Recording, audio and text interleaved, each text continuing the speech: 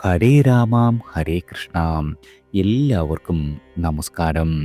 2026 ഫെബ്രുവരി 13 മുതൽ 9 നക്ഷത്ര ജാതകർക്ക് രാജയോഗം തുടങ്ങുന്നു. ഇതുവരെ ഇവരെ തള്ളിപ്പറഞ്ഞ ആളുകളെല്ലാം തന്നെ ഇവരുടെ കാൽച്ചുവട്ടിലെത്തും. അതായത് 2026 ഫെബ്രുവരി 13 മുതൽ മാർച്ച് 14 വരെയുള്ള കുംഭമാസ നക്ഷത്ര ഫലമാണ്. ആദ്യം മേടം രാശിക്കാരാണ്. അശ്വതി ഭരണി കാർത്തിക ആദ്യ കാൽഭാഗം. നിങ്ങളുടെ പ്രവർത്തന മേഖലയിൽ താല്പര്യക്കുറവോ അതുമല്ലെങ്കിൽ ഉത്സാഹം ഇല്ലായ്മയോ ഈ മാസം അനുഭവപ്പെടും. മാസത്തിൻ്റെ ആരംഭത്തിൽ മനക്ലേശവും ഭാഗ്യദോഷവും ഉണ്ടാകുവാൻ ഇടയുള്ള കാലമാണ്. എന്നാൽ മാസത്തിൻ്റെ പകുതി മുതൽ കാര്യങ്ങളെല്ലാം തന്നെ നിങ്ങൾക്ക് അനുകൂലമായി മാറുന്നതാണ്. പങ്കാളിയെ കൊണ്ടും സുഹൃത്തുക്കളെ കൊണ്ടും വളരെയധികം നേട്ടങ്ങൾ വന്നു ചേരും. കലാകാരന്മാർക്ക് മികച്ച ഒരു മാസമാണ് ഈ കുംഭമാസം. ഉന്നത വ്യക്തികളുമായുള്ള സൗഹൃദം ഗുണകരമാകും. ചിലർക്ക് സൗഭാഗ്യഭാഗ്യമായി സർക്കാർ ജോലിയോ അതുമല്ലെങ്കിൽ ഉന്നത ശമ്പളത്താൽ പ്രൈവറ്റ് ജോലിയിൽ പ്രവേശിക്കുവാനോ സാധിക്കുന്ന മാസം കൂടിയാണ്. അടുത്തത് ഇടവം രാശിക്കാരാണ്.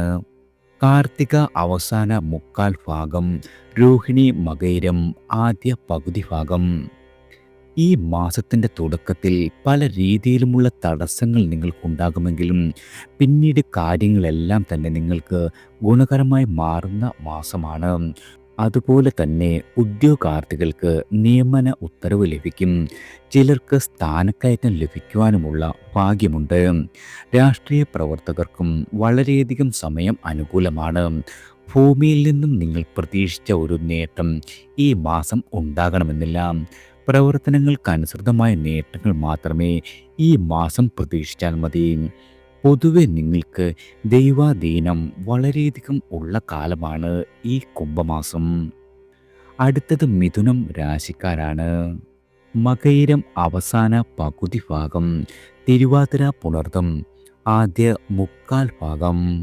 നിങ്ങൾക്ക് ഈ മാസം പുതിയ പ്രണയബന്ധങ്ങൾ ഉടലെടുക്കുവാനുള്ള സാധ്യതയുണ്ട്. പങ്കുകച്ചവടം ലാഭകരമായി മാറുന്നതാണ്. വിദ്യാർത്ഥികൾക്ക് പരീക്ഷയിൽ മികച്ച വിജയം കൈവരിക്കുവാൻ സാധിക്കും. അസുഖങ്ങൾ പിടിപെടാതിരിക്കുവാൻ പ്രത്യേകം ശ്രദ്ധിക്കേണ്ട കാലമാണ്. ചിലർക്ക് അന്യ സ്ഥലങ്ങളിലേക്ക് സ്ഥലം മാറ്റം ലഭിക്കാം. അതുപോലെ തന്നെ പുതിയ വാഹനം നിങ്ങൾക്ക് കുംഭമാസത്തിൽ സ്വന്തമാക്കുവാൻ സാധിക്കുന്നതാണ്. ചിലർക്ക് കാര്യങ്ങൾ പല രീതിയിലുമുള്ള ഭാഗ്യങ്ങൾ കൊണ്ട് നേടുവാനുള്ള യോഗമുണ്ട്. ആരോഗ്യപരമായി യാതൊരു രീതിയിലും നിങ്ങൾക്ക് ഭയപ്പെടേണ്ട കാലമല്ല. വിദേശത്ത് നിന്നും സന്തോഷകരമായ വാർത്ത നിങ്ങൾക്ക് പ്രതീക്ഷിക്കാം. അതുപോലെ തന്നെ സന്താന ഭാഗ്യം, ജീവിത സുഖം, സ്ഥാനമാനങ്ങൾ ലഭിക്കുക, ശത്രുഹാനി, എവിടെയും വിജയം, അധികാരപ്രാപ്തിയുള്ള തൊഴിൽ നേടുവാനുള്ള ഭാഗ്യമെല്ലാം കുംഭമാസത്തിൽ വന്നു ചേരുന്നതാണ്. അടുത്തത് കർക്കിടകം രാശിക്കാരാണ്. പുണർതം അവസാന കാൽഭാഗം, പൂയം ആയില്യം. നിങ്ങളുടെ സുഹൃത്തുക്കളുമായോ അതുമല്ലെങ്കിൽ പങ്കാളിയുമായോ ചില അഭിപ്രായ ഭിന്നതകളോ തർക്കങ്ങളോ ഉണ്ടാകുവാൻ ഇടയുള്ള കാലമാണ്. സാമ്പത്തികമായി ഞെരുക്കമുണ്ടാകും. ഉന്നത വ്യക്തികളിൽ നിന്ന് എതിർപ്പ് നേരിടേണ്ടി വന്നേക്കാം.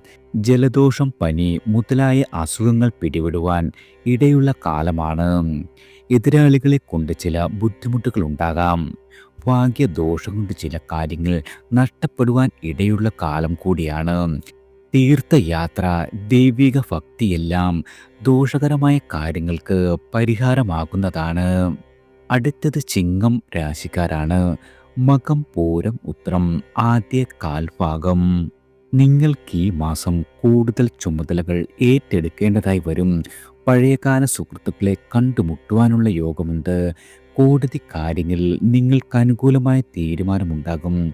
ചിലർക്ക് സ്വർണ്ണാഭരണങ്ങൾ സ്വന്തമാക്കുവാനുമുള്ള യോഗമുള്ള കാലമാണ്. കർഷകരായ ആളുകൾക്ക് മികച്ച മാസമായി അനുഭവപ്പെടും. സർക്കാർ തീരുമാനങ്ങൾ കൊണ്ട് ചില നേട്ടങ്ങൾ നിങ്ങൾക്ക് ഈ മാസം പ്രതീക്ഷിക്കാം. കുടുംബജീവിതം വളരെയധികം ഊഷ്മളമാകും. സാമ്പത്തിക നില ഭദ്രമായി തുടരുന്ന കാലം കൂടിയാണ്. ശ്രദ്ധിക്കേണ്ട ഒരു കാര്യം, എതിരാളികളെ എല്ലാ രീതിയിലും കരുതിയിരിക്കുന്നത് ഗുണകരമാകും. അടുത്തത് കന്നി രാശിക്കാരാണ്. ഉത്രം അവസാന മുക്കാൽ ഭാഗം, അത്തം ചിത്തിര ആദ്യ പകുതി ഭാഗം.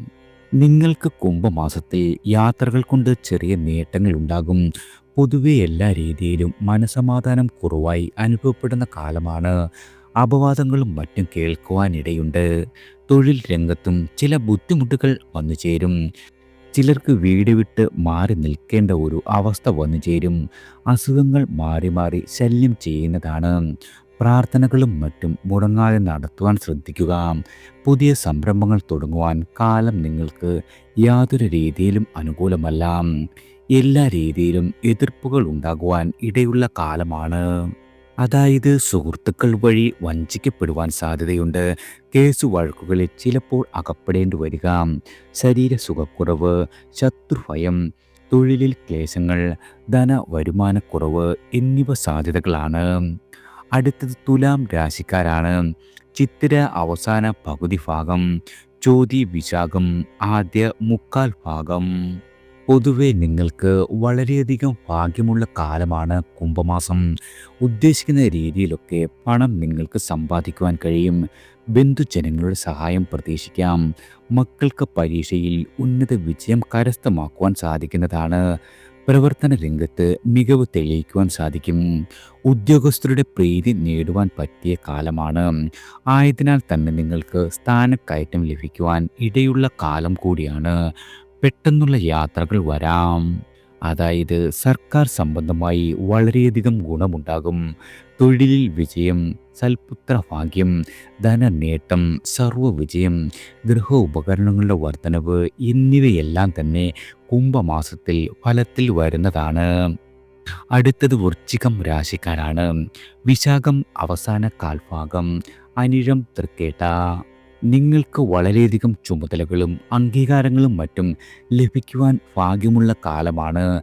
വിദ്യാർത്ഥികൾക്ക് പരീക്ഷയിൽ ഉന്നത വിജയം നേടുവാൻ സാധിക്കും. ഈശ്വരാനുകൂല്യം കുറഞ്ഞ സമയമായതുകൊണ്ട് തന്നെ പ്രാർത്ഥനകളും മറ്റും നിങ്ങൾ മുടങ്ങാതെ നടത്തുക. വീട്ടിൽ ഒരു മംഗളകർമ്മം നടക്കുവാൻ യോഗമുണ്ട്. ഉല്ലാസയാത്രയിൽ പങ്കെടുക്കുവാൻ സാധിക്കും. വീട് നിർമ്മാണം ആരംഭിക്കുവാൻ അനുകൂലമായ സമയം കൂടിയാണ്. അതുപോലെ തന്നെ കലാകാരന്മാർക്ക് നിങ്ങളുടെ മേഖലയിൽ കൂടുതൽ അവസരങ്ങൾ കുംഭമാസത്തിൽ വന്നു ചേരും. സുഹൃത്തുക്കൾ വഴി ഗുണങ്ങൾ ഉണ്ടാകുക, അവരിൽ നിന്നും ഗുണ അനുഭവങ്ങൾ വന്നു ചേരും. മനസ്സുഖം ഉണ്ടാകുക, ഉന്നത പദവി, കീർത്തി, ധനലാഭം, ഭാര്യ ഭർത്തൃ സൗഖ്യം എന്നിവയെല്ലാം തന്നെ കുംഭമാസത്തിൽ വന്നു ചേരും. അടുത്തത് ധനുരാശിക്കാരാണ്. മൂലം, പോരാടം, ഉത്രാടം ആദ്യ കാൽഭാഗം. പൊതുവെ എല്ലാ കാര്യങ്ങളും നിങ്ങൾ ആഗ്രഹിക്കുന്നത് പോലെ തന്നെ നടന്നു കിട്ടുന്ന സമയമാണ്. അടുത്ത ഒരു സുഹൃത്തിനെ കൊണ്ട് വലിയ നേട്ടങ്ങൾ ഉണ്ടാകും.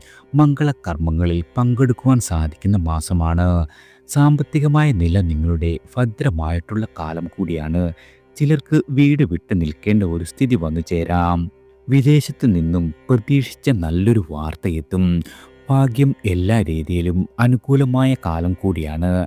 തർക്കങ്ങളും കലഹങ്ങളും ഉണ്ടാകാതിരിക്കുവാൻ ഈ മാസം പ്രത്യേകം ശ്രദ്ധിക്കേണ്ടതാണ്. ആരോഗ്യകാര്യത്തിൽ വളരെയധികം തൃപ്തികരമായി തുടരുന്ന മാസമാണ്.